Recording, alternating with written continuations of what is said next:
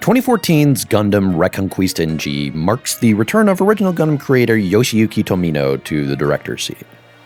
G-Reco is simultaneously beautiful, interesting, half-baked, and deeply compromised. There's a lot about it that works, and an awful lot that doesn't, making it one of the most panned pieces of Gundam media. Gundam Reconguista in G consists of a 26-episode TV series, a short tie-in OVA, and a series of 5 compilation movies that are still being released. G-Reco takes place in the Regild century, a far-flung future thousands of years past the Universal Century, where technology has both greatly advanced and greatly stagnated following the horrors of that age. The remaining nations have achieved a tentative peace, sustained by the sole remaining space elevator and the sovereign capital territory that governs it. The importance of this elevator to society is such that the religion of space umbilical cordism, or SU cordism, was born, which exalts the space elevator's blessings, the resources and power necessary for society to continue to function, as divine, while making certain technologies taboo so as to maintain the status quo. Bellry Zanam is a Capital Guard trainee.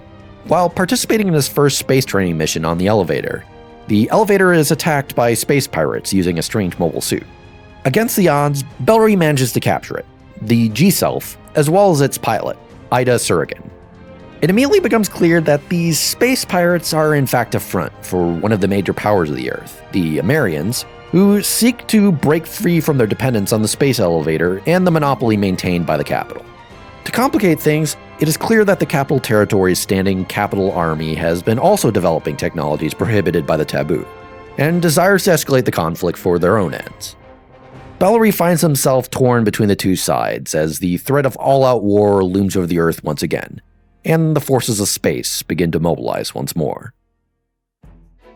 Tomino is a fantastic director.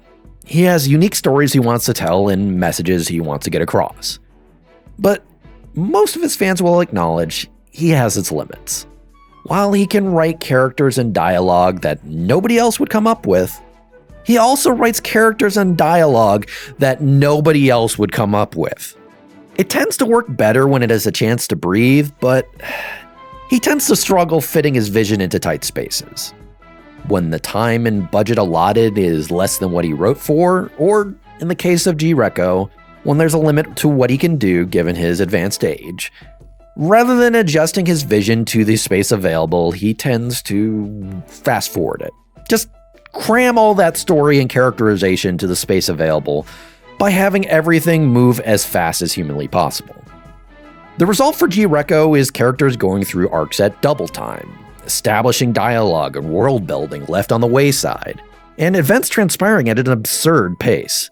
There are still those highs where that classic Tomino commentary and characterization is firing on all cylinders, but then there's parts where it's like, what the hell is going on? G-Reco's mechanical design and art style are fantastic. It has a lot of interesting things to say about the interplay of technology and armed conflict, and there's some fun sci-fi geopoliticking going on. But everything tied to the characters and plot itself are very half-baked. Trying to figure out what exactly the different factions are trying to accomplish and how their actions at any given time relate to those goals is a challenge. Thankfully, those compilation movies do improve the series, particularly with regards to its narrative flow, adding much-needed context and expository dialogue.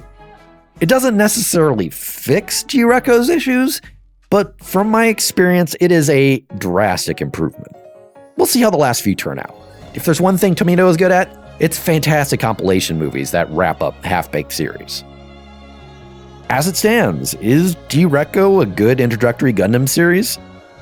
No, absolutely not. This is a show you have to approach with a bunch of asterisks in hand.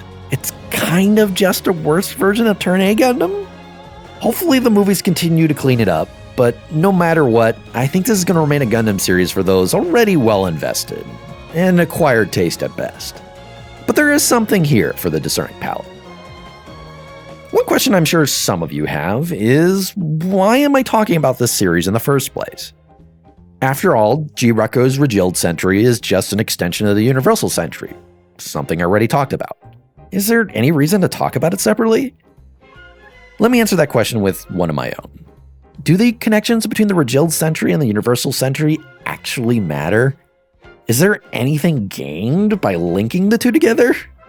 There's a point where a unified setting becomes so nebulous as to lose all meaning. It's not that there aren't connections between them. There definitely are. There's a lot of explicit references to the Universal Sentry, in fact. It's just that emphasizing those connections actually makes both sides of the connection worse. It's like how Final Fantasy Tactics and Final Fantasy XII are set thousands of years apart in the same setting.